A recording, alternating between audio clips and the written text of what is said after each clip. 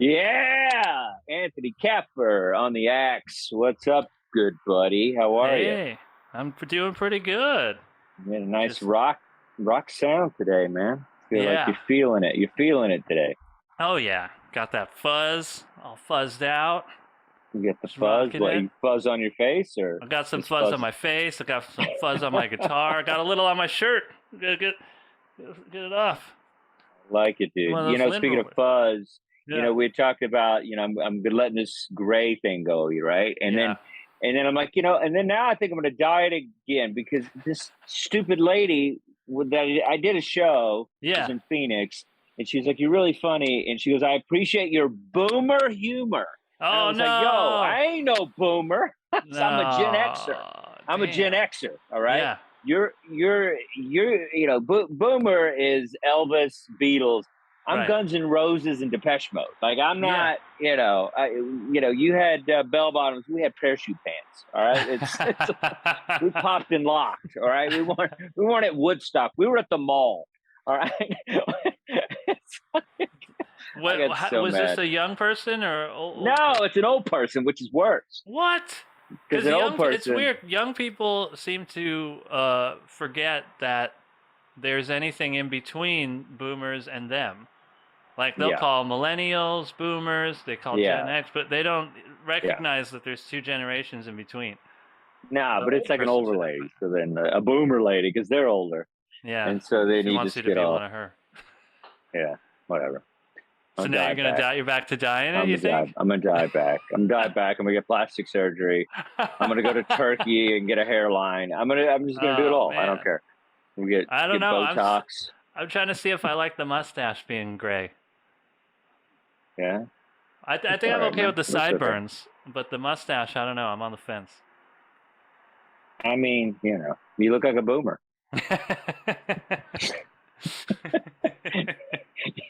You're just gonna have to take it, man. Yeah, we're all boomers now.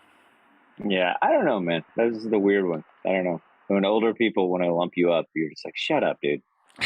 I'm a little revved up. Yeah. Yeah. Life is it's what do we got here? We got music. We got music. Or we got music. Yeah, but I got a new background like that. Isn't fun? Nate gave me I had him sign his album. And I put in a nice little frame. Isn't that cool? That's his Grammy nominated album. Wow. That's pretty cool. And that was kind of cool looking vinyl. I like that you got the cover and then you got the record sticking out.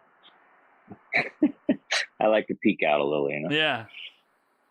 I gotta get this right. Perfect. Look at that. What a beauty. What a Gen Xer. Yeah. And then that Beatles record. I mean, that's awesome. And they got one of the greatest album covers of all time, Dustin Chafin. Yeah, I got that there. And the Beatles. Yeah. That one's great. That's what we do. I love that. And then we got the White Stripes one that's autographed by the entire band. That's up there.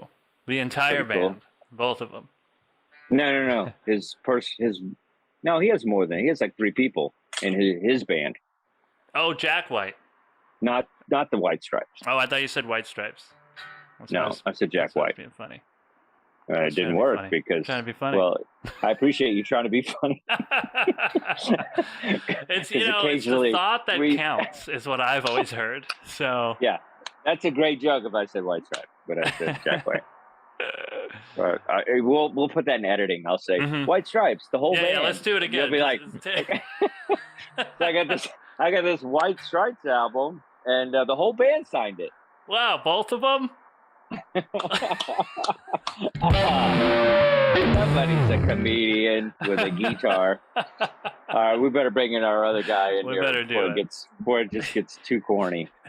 I think he's a Gen Xer. He might be somewhere in between, but we love him. He's our Kurt Loder of the show, who is a boomer. Ladies and gentlemen, from all the way from Salt Lake City, Adam Holtz, everybody. Hey guys. Hey guy, what's up? All right, I think I'm close to Gen X. Still in Jersey? Oh, you Gen X? I'm still in New Jersey. But yeah, my birthday, I guess, falls in between Gen X and some of that kind of gray area between Gen X and millennial. But it's 77, so I'm more Gen X. Yeah. Is your beard natural? Yeah. Yeah.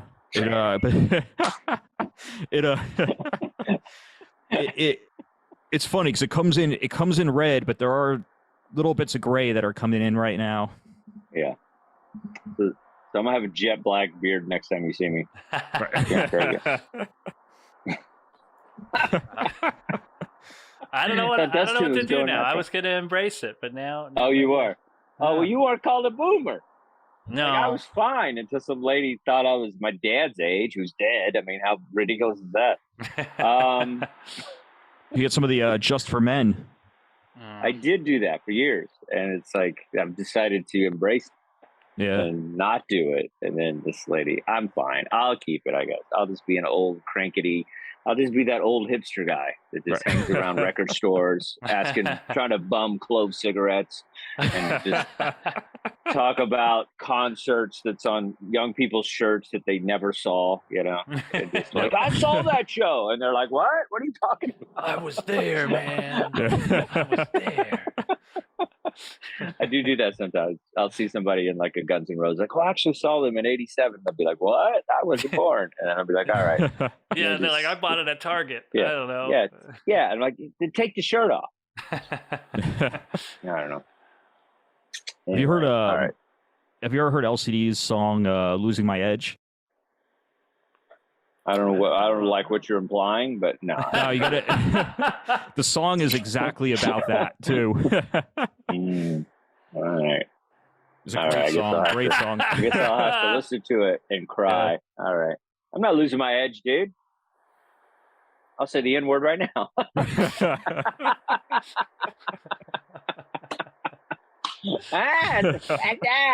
No? All right. It's a weird show when there's no Jay. There's nobody here. It's like a substitute teacher's in the class, and we're just like, you know. Oh yeah. This is like detention, but nobody's watching us. It is detention, and like the guy like went to lunch. Yeah. All right. Let's see. You guys have your random pulls, random purchases. Yeah. Which one? This is the okay. I had doesn't matter. A specific one for the specific episodes, but it doesn't. We'll then save it. Yeah, I didn't know which one we're doing. We're doing the live ones, right? We already discussed this before the show started. You want to discuss it during the show? Sure. That's what you like to do. That's what Jay always does. You guys spend 9 minutes on prep before the show starts. On that stand-up show, I'm like, just stop talking. Wait till the show starts. All right. Yeah, I got some random ones. I bet you do, you freak. So I have a very cool album. Very excited about this album. Country music is dead, a lot of people say, over the past few years. I do not believe that. I believe there's a surgence of outlaw country that is better, or is almost as good as the Waylon and the Merle days and the Johnny Cash days. There's some really good artists coming out. Guys like Sturgill Simpson, who we've covered, and Chris Stapleton, and there's just a lot of good guys. This guy is no exception. Pretty new. He's probably the past few years. This is Charlie Crockett. He is making a huge splash in the outlaw country world. This is the album, The Man from Waco. I think this is the second album. I'm not sure I believe it's the second.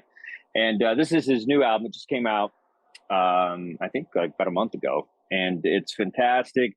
His sound is very old school country. It's got, it even has kind of some horns, and almost sounds like a kind of a 50s country. Like it's just very, very kind of vintage sound. And his voice is great. His lyrics are kind of like kitschy, where they kind of a throwback to that era of country music, of the 60s and whatnot.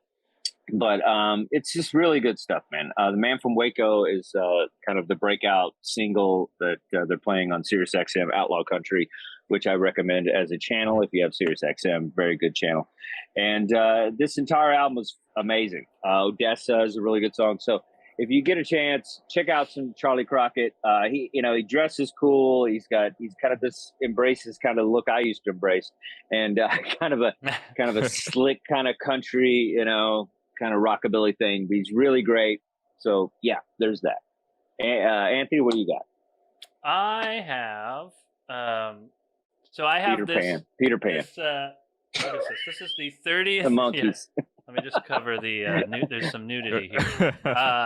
This is the 30th anniversary edition. It's the Pixies. Show Pixies. it. Show it. Show the boobs. Who cares? Yeah, this got some boobs on there. Yeah. So this has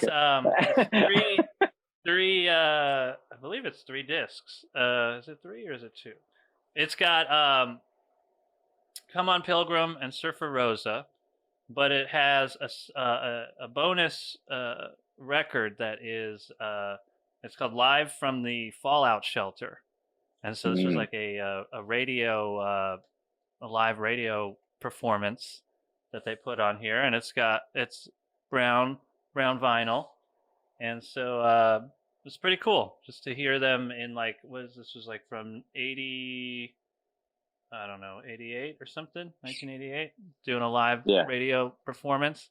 And then you got the first EP and the first album. So I think it's worth buying. I enjoyed the live performance, and so good. I love the album too. I had that poster in my dorm room. Yeah. So everybody would come in and there'd just be boobs on my wall. It was great. Can't go wrong. A female RN or RA, whatever you call it. RA, I think, right? Resident. Is that what it's called? RA. RA. She came in and she was like, but it was art school, so you got to be like, It's art. It is. It's fine art. It's fine art. Fine art. Pixies. Good choice. Good choice. Adam, you got anything? You're not. I don't have anything. Nothing with me over here. Okay. Did you buy anything? No, recently? I actually haven't. I've been too busy. I haven't been able to make it to the record store, but I think I'm gonna have to change that pretty soon. Yeah, we're gonna have to let you go if you don't. If you don't waste your money on vinyl. I mean, Jeff is, he kind of forced himself on the show, but we'll let him stay if he makes videos. Oh, he didn't make all the videos this week. All right, whatever. Well, you know what? Speaking of the Pixies.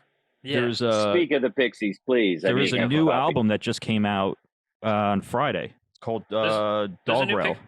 There's a new Pixies album? Oh. Yeah. I have actually not... Have you heard it? Is it good? No, I haven't heard it. I heard about it on the way in here listening to Sirius XM, and they were talking about it. But I just looked it up too. It just came out on Friday. I have not kept up too much with their stuff since Kim Deal has left the band. Yeah, it doesn't feel as much like the Pixies, but I might check this one out just to see. Kim Deal, he's a big deal. Yeah. All right. Without Kim, there's no deal. Hey, I like dill pickles. All right, this is a weird show. That's how corny we can make it, this one. All right, everybody. So this is always exciting to be here on Dustin Vinyl with my buddies talking music. This week, the theme was live bands. We've covered that before, but Jeff seems to forget. So I let him choose the genre, and he went live music. And so pretty interesting selection of music that the three of us came up with. And so very excited to talk about it. Adam, I'm going to let you go first so you can get your notes ready because you're always so prepared. Where Anthony and I wing half of this. I can't do it any other way. Adam's got references and neighbors that heard them come up with the phrase that ended up being the song. You're like, where do you get all this information? And then I read Wikipedia right before the show starts. All right. Well, I'm going to wing this one. You're going to wing this one. I'm going to wing this one. I love it. So there's nothing better than live music. It's really an amazing thing. And occasionally somebody will capture a performance and put it on an album. And this is our theme today. So Adam, what do you have for us? All right. Well, I was waiting for the moment to bring in some Springsteen, and I mean, I think he. I mean, I'd say he's probably one of the best live performers ever, and especially touring now. So this was a fairly recent release of a concert from 1979. This is the Bruce Springsteen, the E Street Band, the legendary 1979 No Nukes Concerts. So this took place in Madison Square Garden over 2 nights in 79. And it was originally they released this I think it was in 79 as a vinyl release where it was all the musicians that took part in this concert. I think there was Jackson Browne. I think there was Graham Nash, and there was one Springsteen song on it, which was one of the actual covers. It was kind of the first time a lot of people heard Springsteen live or recorded. This isn't the full concert. This is kind of a compilation of both nights. But this took place kind of during one of what I think is one of the greatest album runs of all time. So this was this was right before Springsteen released The River, but it pretty much covered from The Wild, The Innocent, The E Street Shuffle, all the way up to The River. You had two, so you had Sherry Darling, and you had The River off of there. But this was, I mean, this set shows how incredible Springsteen was is in a live setting. And there's so much energy in there. There's I mean, this is almost like a greatest, I mean, not at the time, but now looking at it, it's almost like a greatest hits set. I mean, you have Prove It All Night, you have Badlands off of Darkness on the Edge of Town, The Promised Land. You got Thunder Road off of Born to Run, Jungle Land, Rosalita, which is the only song off of the Wild, the Innocent, and the E Street Shuffle, and definitely one of the, even now, it's one of the best songs to hear live. Born to Run, and then there's Stay with Jackson Browne, Detroit Medley. So the last 4 songs on the album are all covers, but he just infuses them with so much energy. It's really, I don't know if you guys have seen Springsteen in concert, but it is almost, it's this kind of like rock religious experience in a way. He plays, each night he's playing from like 3.5 to 4 hours, especially on his last tour. He was going about 4 hours each time. 4 hours. He's like Chappelle. Right. But this, I feel like Dustin hated that reference. Keep going. You're doing great. But I think what's interesting too about this about this live album is that Springsteen is 30 at this point, and The River was kind of his reaction to turning 30. And to him, I guess at the time in 79, 30 is more of this middle age. So you hear on there, you do hear those kind of corny jokes that he has up on stage, talking about like, I don't know if I got any more in me. I don't know. He's like, I'm 30. I might just drop dead on stage. But and the funny thing is, you hear him now, and he's what is he? He's 70 or close to it, and he's doing the same exact banter on stage. So it's. I mean, if a joke works, you keep it. Right. But that's the thing is, like, listening to this, you feel like this could have been recorded today. I mean, he does have the same banter. He's got the same audience interactions, and just the same energy. And the E Street Band is really just firing in all cylinders at this one too. But I think this is, like one of the best kind of samplings of a Springsteen live show. And originally I was actually going to go with the Springsteen Live 1975 to 85, but that's like, they want to subject you guys to about 3.5 hours of Springsteen. Oh boy. But yeah, that's, we need to talk about that too. It's like a lot of times you guys will recommend albums that are like, 4 albums, 4 discs or whatever. It's like, dude, it's got to be 12 songs. I think should be. Well, that's why I picked this one. 13 songs, hour and a half. Yeah. This is a short Springsteen. For Springsteen, it is. Yeah. Yeah, I respect you and your musical opinions, so I'm going to definitely go in soft on Springsteen. Yeah. But Springsteen is a very talented musician. I mean, and I feel like this, the thing is like he makes the mark in music that needs to be made. It's like he's doing this concert. It's like a No Nukes, and nobody's. It's like we're all like, Weezer's a great band, but are they really doing anything? Are they saying anything? You know what I mean? It's like somebody like Bruce is in it. He's in it. He's like he fucking he went against the Republicans because they were using his song "Born in the USA." He's like, you don't have the rights, and so he's involved. Like, he's a guy that, like, his songs sometimes lean political, but he's also the real deal. Like, he's not like this guy that's, and the music, it's like, and you have this band that's just phenomenal. Everybody is just, amazing musicians, and they all just kind of, are in this vibe of music. And this is a great concert. It's definitely, from top to bottom, it's just like a fantastic, I would want to see Springsteen live.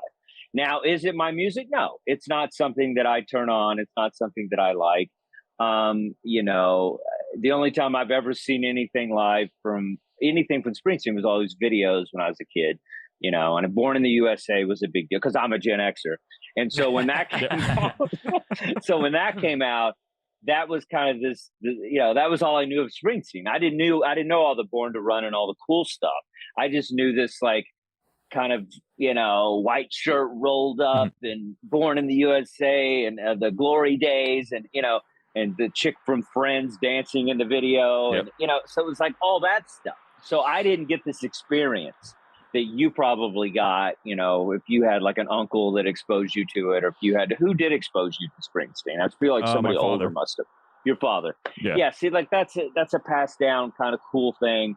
My father, he introduced me to the blues, and so Stevie Ray and Muddy Waters and stuff. So that's why I'm drawn to that. So I think when your father passes, something like that, and Anthony's father, died before he could even know what music was. So he doesn't have this Yeah, I didn't know. Okay, I'm laughing at that. But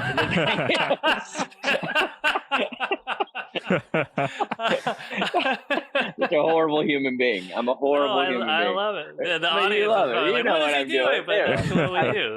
The audience. Like that. Yeah, you're using that loosely. But yeah, so I get what it is, and this concert is one of those events. It's like like I've heard about this concert. Yeah, and I would give Springsteen's earlier work a chance. Like, I would listen to the first 4 or 5 albums, but I think after that I'm lost. I feel like I'm done with it. But this concert, it feels like it's it captures the moment of what Springsteen is, who is an amazing live performer.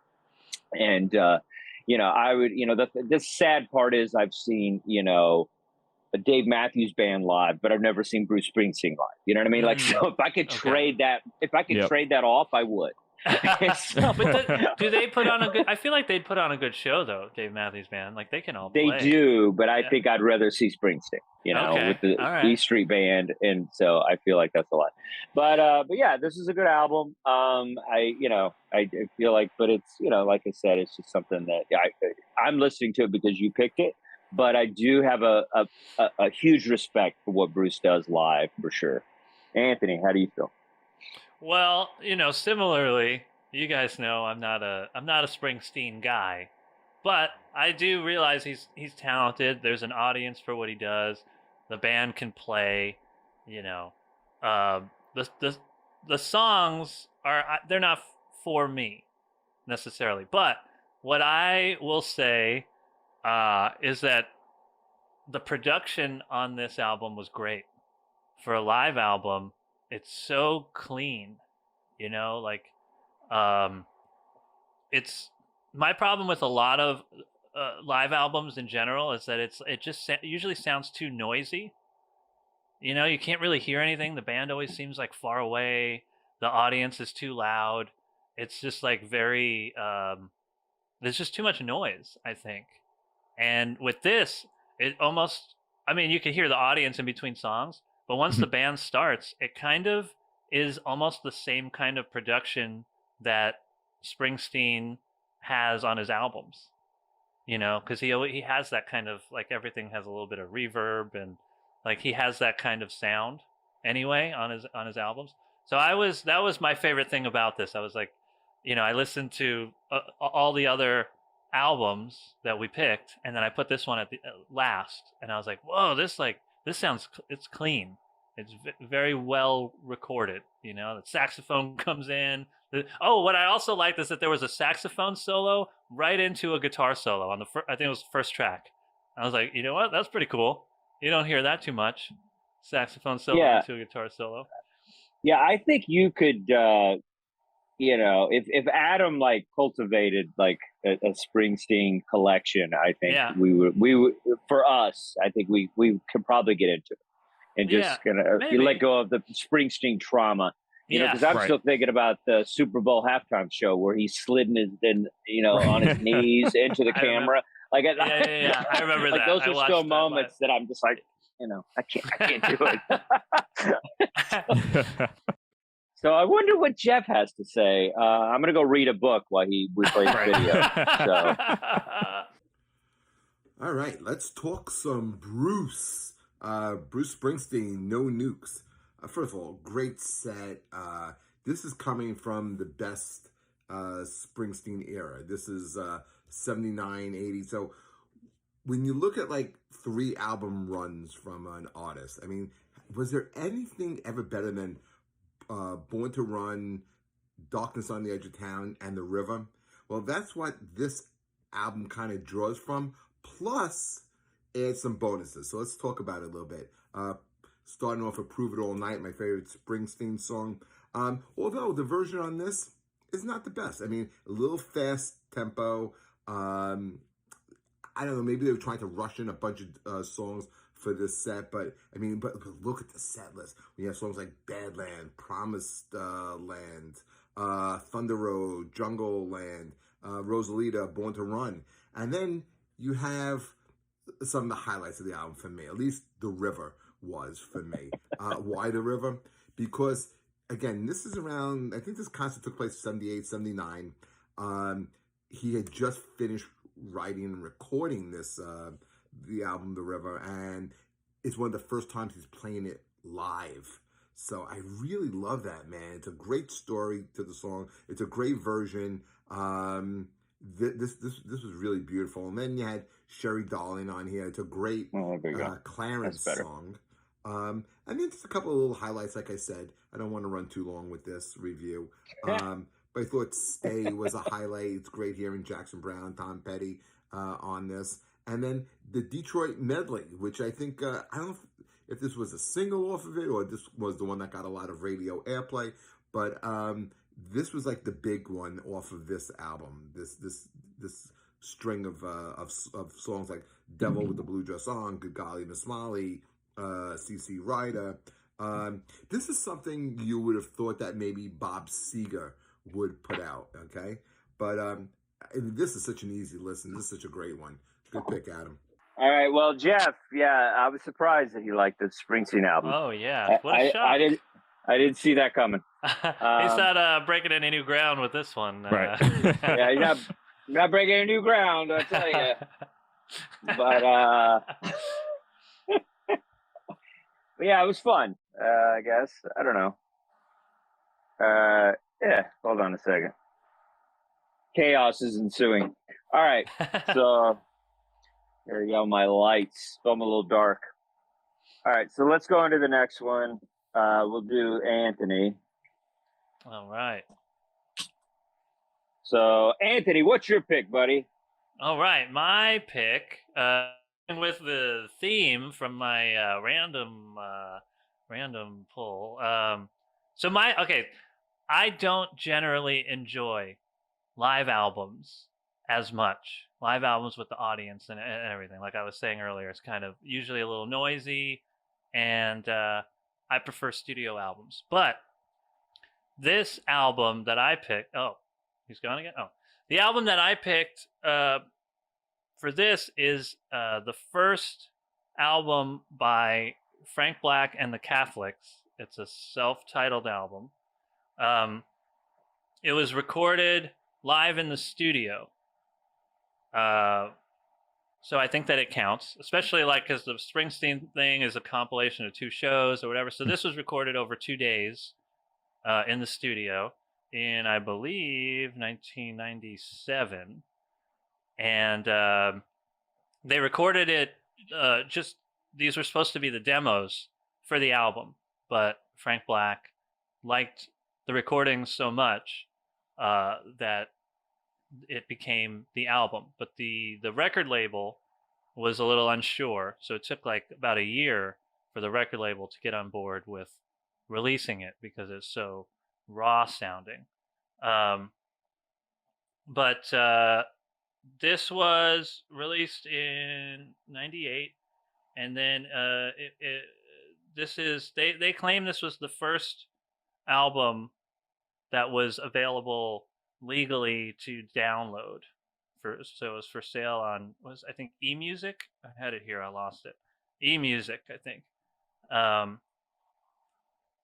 And I don't know, I really like it. Frank Black, after this album, he recorded the next couple albums this same way with no overdubs, and even like the mixing, they did the mixing like on the fly. So it was pretty much like just capturing these real performances of his band, and you know, not doing any overdubs and not even like messing around too much on the mix. So so it's a live album in the studio with no audience, and I like it.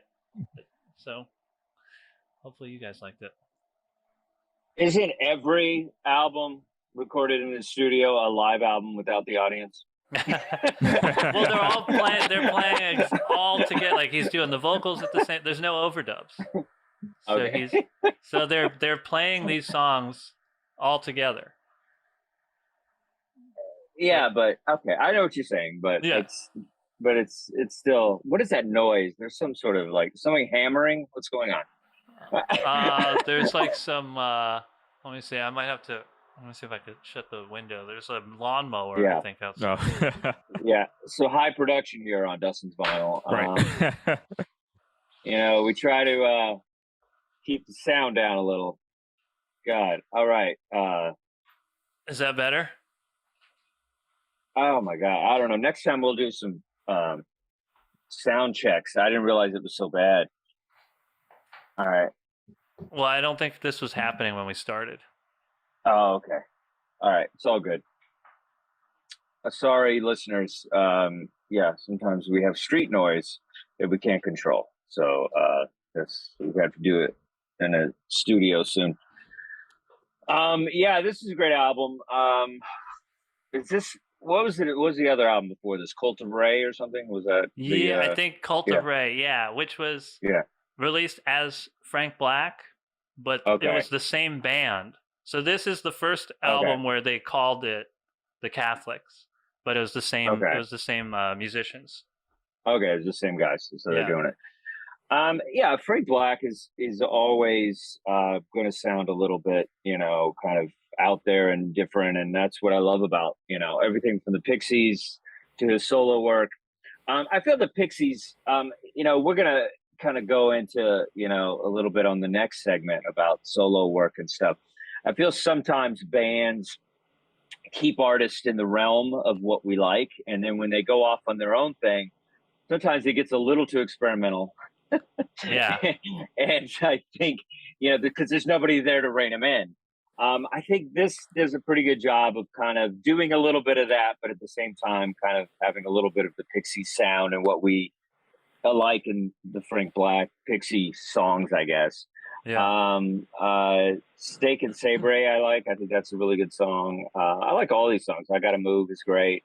Yeah. And All My Ghost, the opening track, that's fantastic. But yeah, it's, you know, Pixie's always dear to my heart. You know, I saw them live, and, you know, they're just, you know, Frank Black he's kind of one of those guys that, like, if you know anything about music, you probably will bring him up. And if you don't, you won't. So yeah, he's kind of that bar of how much you know about music. Mm-hmm. So that's why Jeff hates him. But I feel... Adam, what does he think about this album? I think it was pretty cool, but I do think it's a little weird with no audience and calling it a live album. I think it's a little It's a little different, I think. But do you think even though there's no overdubs, and I mean I'm sure they redid a song. I'm sure they redid a song or two. You know? Oh, I'm sure well, it was over the course of 2 days. But how is that different from the Springsteen thing where he does 2 shows and they pick the best? Or like, let's say, if my album's different. Yeah. Well, even like Kiss Alive, let's say, they went in the studio and they fixed stuff from the concert. So that's why it's a little bit off the, it's a little bit of a technicality to call it, but it was recorded live in the studio, and with no overdubs. So I feel like, because then there's also like, let's say Nirvana, the Muddy Banks of the Wishkah album. It's a live collection over the course of years, compiling. So that would have counted as a live album. So that's why I'm just playing with the format a little bit. No, you are, and I appreciate it. It's just like there was a comic that did a special that was no audience, and we all shit on it because it was like, how easy is it to do comedy when you don't have to worry about a laugh? Yeah. And I think Nico did one. There's people that have done studio stuff like that, and it's like, I don't know, it just feels like it's not quite a live performance if you can just in the middle of it, hey, take a break. Yeah. If you go, all right, let me call my wife and have a Diet Coke. You know what I mean? Like, and then we'll get to the next song. Like, to me, that's not, it's a little different. And I don't agree with the Kiss thing. That's just because Kiss isn't a very good band. Yeah. But that's what that is. But interesting. Adam, bring some closure to this. How do you feel about it? Yeah, so I'm a big Pixies fan. I never really listened to that much of Frank Black's solo work. But I really like this album, and it to me it kind of felt like the only thing I thought that was a little bit similar would be maybe some of Stephen Malkmus's solo stuff, where it definitely had that feel like with his stuff where it was different than Pavement. Like this definitely, I didn't really get the feel that this was Pixies stuff. I thought this was more straight up rock, more it's. Not as experimental, but I mean the songs, especially the first 8 songs from All My Ghosts all the way down to 666, I thought were fantastic. Great, yeah. Let's see what Jeff has to say. Oh boy. I think that when the album came out, I think the criticism was that it was not as experimental as some Pixies stuff. It was more kind of straightforward. Kind of, it almost feels like it could have been Pavement or Weezer or somebody like that. It was they got to get on the radio. They got to sell an album. I mean, Doolittle is like, it's I'll Be Your Man is like, they got to make money. If they don't have that song, they're not making money. You know what I mean? They got to have a hit. Otherwise it's just, I mean, not everybody can do what Zappa did. That's just, it was a different time when Pixies were out there. Yeah. Yeah, I mean, I Gotta Move, and I think Do You Feel Bad About It could have been radio hits. Yeah, I like All My Ghosts too. I mean, yeah. The first half is so strong. The first 7 tracks are just amazing, and then then the rest of it I think is good. But it starts out really strong. Any of those could have been singles. Yeah. And what year did this come out? 97? 90. It was recorded in 97 and it came out in 98, I believe. Yeah, it's interesting that it's like, I don't know. I feel like the Pixies are like a band that everybody obviously, kind of responds to. They're kind of like the Replacements, where it's like a band that everybody respects, but nobody really listens to. Yeah. And so, I feel the Pixies are very similar. But I feel like with the time that this came out and all the great music that was coming out at this time and the Seattle sound and all that stuff, you would think that this stuff would be more popular. But I guess it was just, sometimes music is just meant for a certain type of audience, a more underground audience. And I think that's just kind of what this, what Frank Black is as an artist and what, this music is just, it's kind of punk, experimental, kind of harmony. It's just, a little bit of Elvis Costello traction. Yeah. There's a lot going on with it, It is kind of surprising that it didn't at least get more press for being available digitally, because that was like even before Napster and like before internet music took over the industry. So I think it's because he called his band the Catholics. I mean, look what it did to Sinead O'Connor. You know what I mean? You don't mess with the Catholic Church. You don't mess with them. There's a lot of Catholics in this country. They will take you down. Yep. Frank Black ripped up a photo of Kim Deal on stage. Hey, that's why we hire him. He's got jokes. That's niche. That's a niche. Niche. That is a niche joke. All right, so let's. I'm dying to hear what Jeff has to say about Frank and the Catholics. All right. Live studio album, not studio, just live album. All right, hold up. I'm going to try something different here. Look at that face. He's so disappointed. Is not promising that he's going to. So what can I say about Anthony's pick?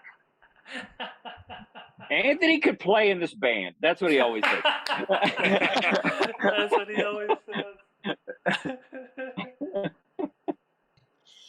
All right, let's get to the Anthony pick now. Frank Black, Catholics.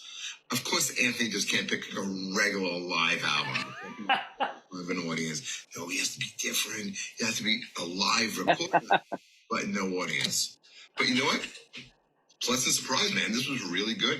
This better than I thought it was going to be.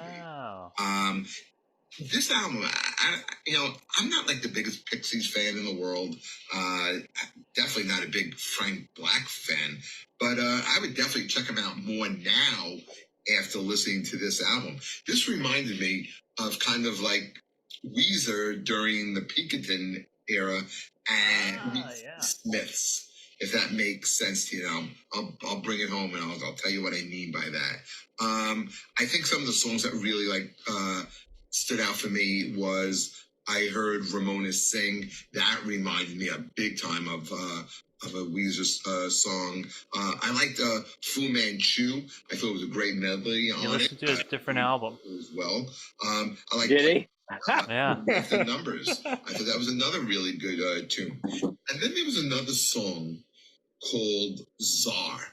And Czar kind of stood out on this album to me. You listened to a different Frank Black album. Which one did he listen to? Doing this because of the heavy bass that was in this. I don't know why I'm saying this like a 16-year-old girl with my inflection going up. But no, I really like that, man. And here's the Smiths reference. Okay. He listened to the self-titled Frank Black album. That was the one that came out in '93. I could see Marty Marr playing on this. I could hear Marcy singing in this. I kind of felt maybe that was influenced by Smith. Who knows? Okay. And I think Jeff has Alzheimer's. I guess I could see where that could be confusing. Frank Black, self-titled. Frank Black and the Catholics, self-titled. Something to it. So. Did you do a self-titled on that one? The second one. You guys picked all three were excellent, and I really enjoyed it. So, wish I could have been there this week again, fellas. But duty calls. Okay, duty. I mean, going to the bathroom. All right, guys, take care. Oh, come on, dude. Seriously. I like that he made it sound like he has diarrhea.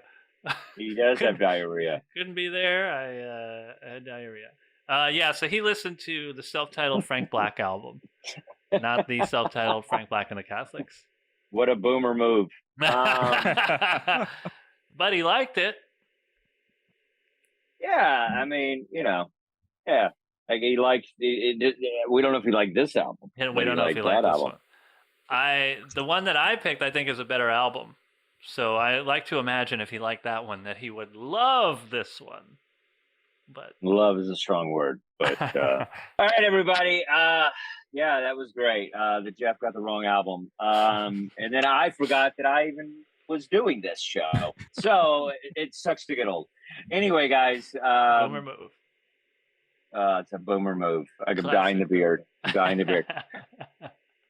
This is a great album that I chose. There is, there's very few bands that are just as good as this band. This band has gone through a lot of changes and still has remained a solid, amazing band. This is the kind of band that people all over the universe love this band. Everybody from little kids to boomers to younger people to, you know, different ethnicities. It's just something about the sound of ACDC that really is, you're just drawn to it. It is now a lot of people say it's a simplistic sound, but I disagree. When you listen to this album, you're going to change your mind about the simplicity of ACDC. This is a live recording. This is the If You Want Blood by ACDC. You've got it. You Want Blood, you've got it. This is a great album. This is recorded with Bon Scott as lead vocalist. This album will basically put it into that debate that who is a better singer for ACDC. It is hands down Bon Scott. This album will remind you of how amazing that he was, and probably the direction that the band would have taken if he had stayed on as the lead singer. Probably we would talk about ACDC like we talk about Led Zeppelin and Pink Floyd and you know, and so on. I think we would probably talk more about ACDC in that fashion. Not that they're, you know, what they are now, but let's just say there may not be as many car commercials with ACDC if Bon Scott would have been involved. One thing that's interesting, though, I'm sorry I'm going on a tangent here.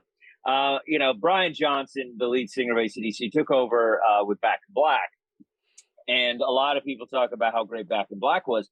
But one thing that they kept on the low was that Bon Scott wrote a lot of those songs. Yes. And so a lot of people don't realize that's why the album is so good. I mean, American Thighs is what he called his girlfriend.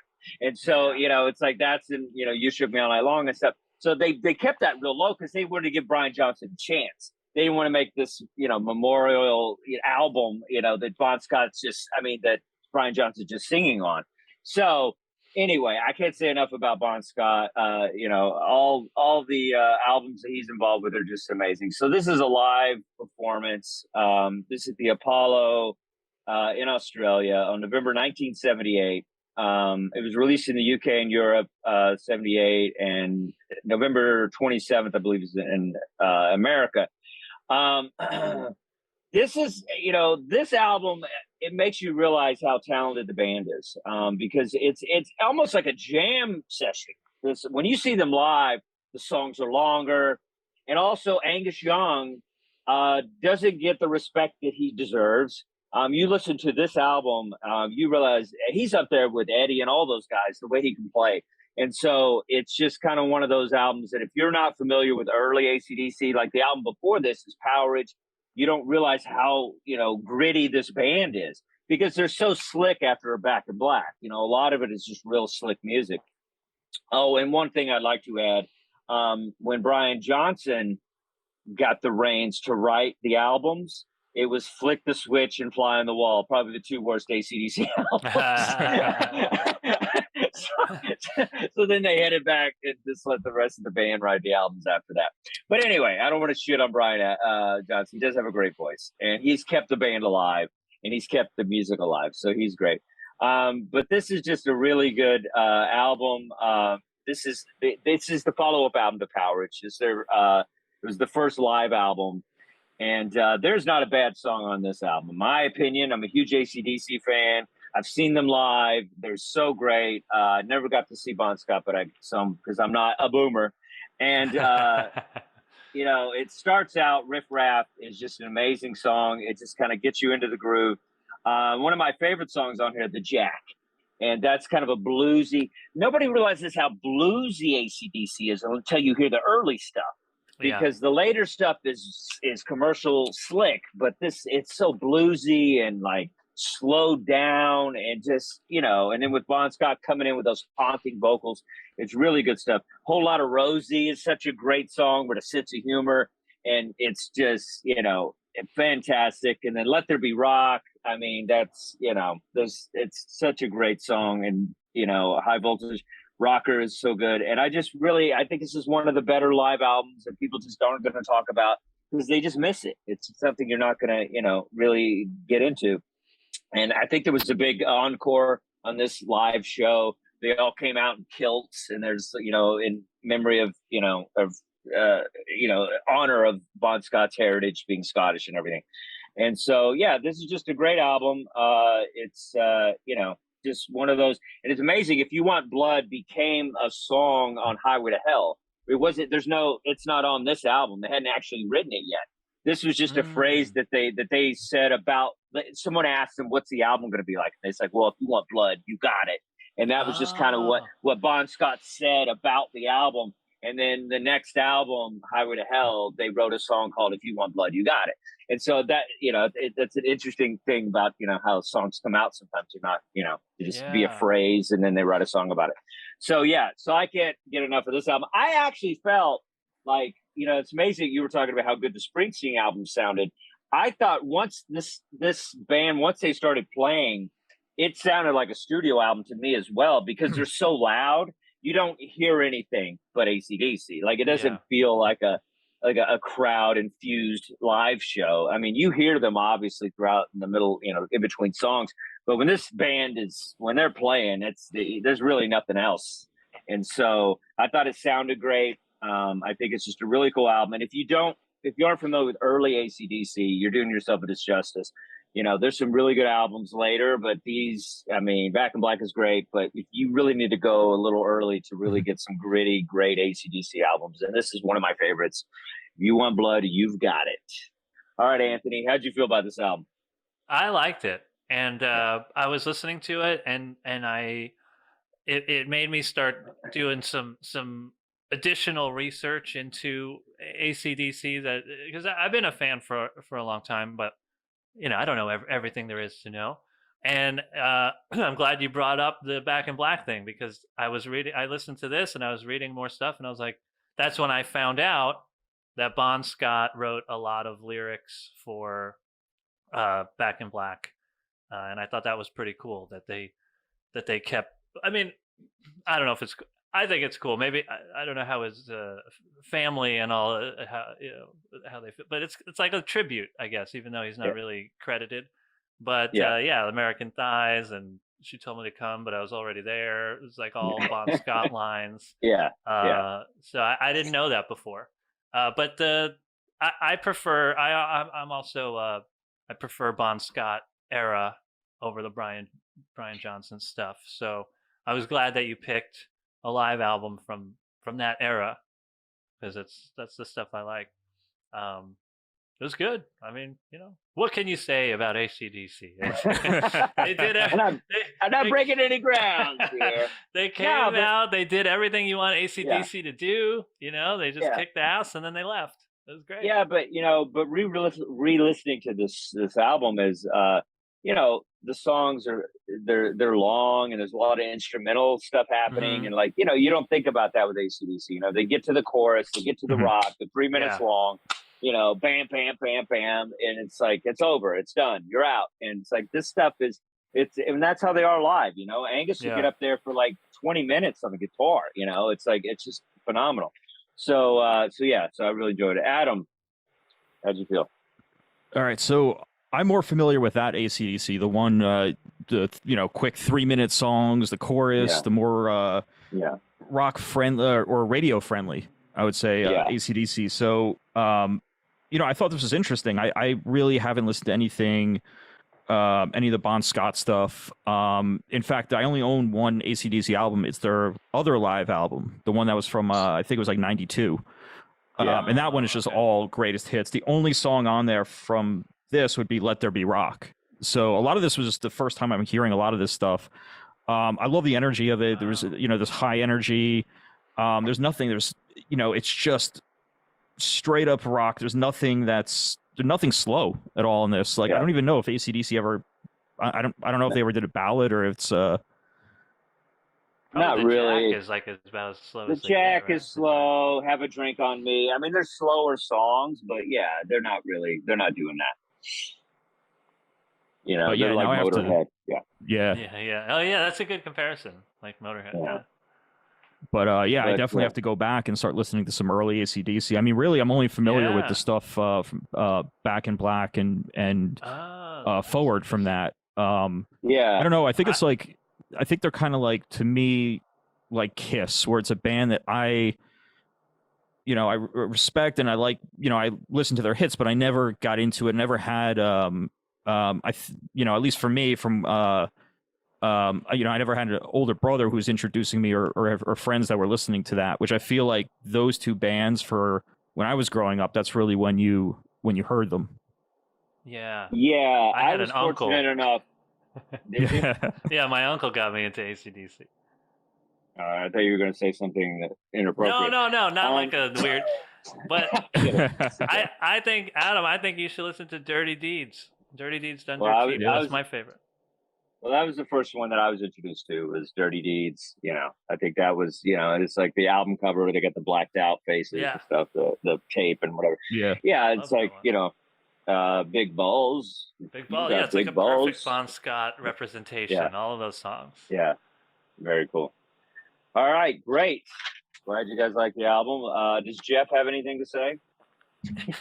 Yep. He listened to, I don't know which one he listened to. He listened to the one that came out in 92. He listened to Highway to Hell. Yeah. Okay, Dustin's pick. ACDC. If you want blood, you got it. First of all, man, this takes me back to when I was a kid. This was like hanging out with like a young Jeff with the long hair and the denim jacket and the Sabbath jacket on the back. I mean, this was what I used to listen to all the time. I love this. I mean, love songs like Riff Raff on this album. Who else could sing like Bon Scott? Angus kills it on this song. I remember we all used to try to impersonate Bon Scott on Hell Ain't a Bad Place to Be. That hey you. So I should isolate that, and that should be a drop-in for this show. By the way, me doing Bon Scott was a sore throat. No, was a great one off of this. So bluesy. Crowd really getting into it. Everyone's the Jack. That was great. And my favorite song off this album was a whole lot of love. Whole lot of lovey. Whole lot of love. I'm thinking Zeppelin. Whole lot of Rosie. You could just feel the power.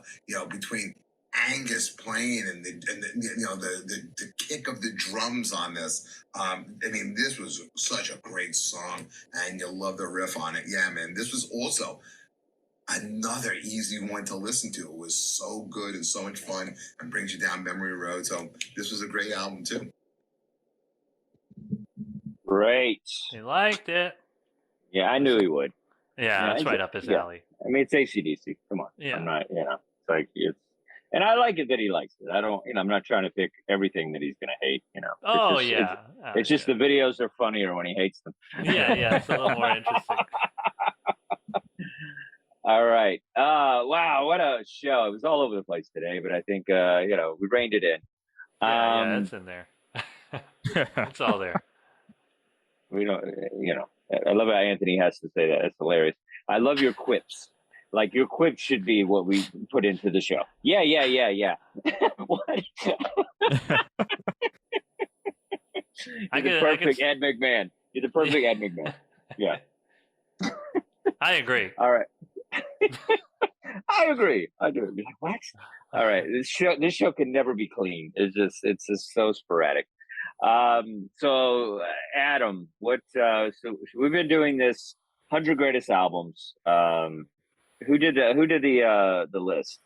It was Consequence of Sound. Did the top 100 albums of all time. Okay. So when we let me see. Do you want me to go, or do you want to? Yeah, just go. Yeah. Okay. All right. So we left off with number 94, which was Wilco, Yankee Hotel Foxtrot. So let's jump to number 93, TLC, Crazy Sexy Cool. Anthony owns that. Yeah. That's the one with waterfalls, right? I mean, it made an impact. That song was everywhere. Go chasing waterfalls. And I think Weezer covered that one too, and They did. the Teal album. What a disaster that whole album was. I tried to listen to it with a buddy of mine. Like, we put it on, we were like, this is probably going to be so bad that it's funny. And it's just so bad that it's bad. You can't even laugh about how bad. It's just awful. Yeah, you have such a love-hate. They did No Scrubs. That's what they did. Oh, No Scrubs. Yeah. They didn't do Waterfalls. Yeah. All right, what's the next? All right, so Dustin, this is a band you just talked about today. The Replacements, Let It Be. Great album. Oh, nice. I was talking to Anthony. I'm trying to get him involved. Yeah. We were listening to some Pavement and realized how much they sound like the Replacements. Yeah. And we were just like, his voice is like, I mean, you can tell he's, definitely inspired. Yeah. And I never put that together before. Yes. You said that. Yeah, Replacements are great. I love that album. That's a pretty commercial album for them, and it's good. I'll Be You is on that, right? Is I'll Be You on that, Adam? Let's see. That's Androgynous is on there. Oh yeah, that's their big one. See, you gotta pull it up here. Oh, that one's later. That's another album, I guess. The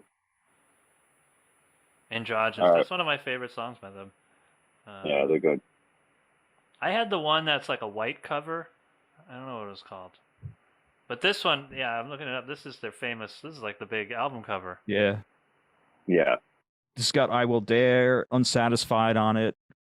Oh, that's a good one. Yeah. Gary's Got a Boner is on there. That's the name of a song on the album. I mean, that's right up your alley. Gary's We got the next one is an album we covered here before. The Who. Who's Next?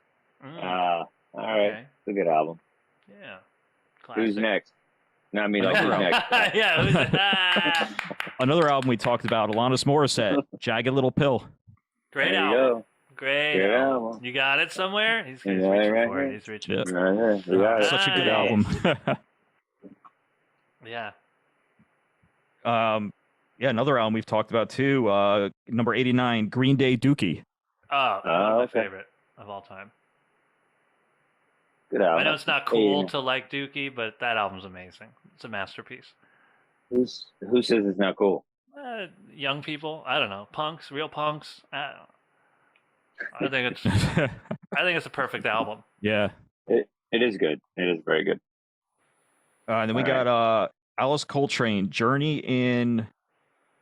How can I not pronounce this? Sakata. Wow, I can't pronounce it. Then it doesn't exist. Go to the next one. Yeah, it's not real. None of us know who that is. It's all right, here's another. Right. Is that his wife? That was his wife, right? Coltrane. What's it? Is it? Yeah. You don't know. Is it? Oh, yeah. All right. I was watching the documentary the other day of the Coltrane documentary. I just watched it. Oh, what are the odds of that? And and here's one we covered last October. Slayer, Rain in Blood. Ooh, yeah. Another perfect metal album, I think. That's Anthony's pick, yeah. Yep. Yeah. We'll go with 86. Another one we covered too, Pearl Jam 10. Okay. That's a good one. I like it. Not my favorite Pearl Jam, but it was huge. It was everywhere. Yeah. And Very cool. We got 85, Tupac, All Eyes on Me. Tupac. What songs are on that one? That was, let me see, that was California Love. Oh, wow, yeah. With Dr. Dre. Yeah. You had Snoop with Two of America's Most Wanted. How Do You Want It? I Ain't Mad at You. Thug Passion. So that was a double album. Wow. Nice. Yeah, Tupac for life. Yeah, I was always more into Notorious B.I.G., but me too. But that was a huge album. That was Shut up, you white guys. Hey, I'm Puerto Rican too. I was more into Young MC myself, but don't just stand there, bust the move. All right, everybody. What a show, huh? Thank you for listening and watching Dustin's Vinyl. Please follow us on YouTube, get that page going, and support your local record stores. Bye-bye. Anthony, play a little out, please. Oh, yeah. Okay.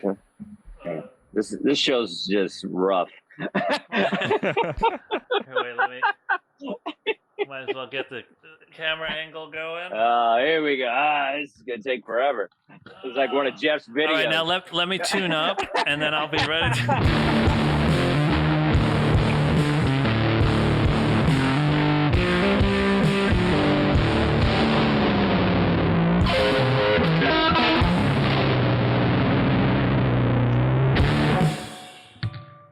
My favorite was you didn't have the green screen thing on, so our logo is just on your crotch. I know. I don't know what happened. How did that happen? Those are really cool pants. I got the Dustin Chafin pants on today. I like them. All right, everybody. Woo! Rock on.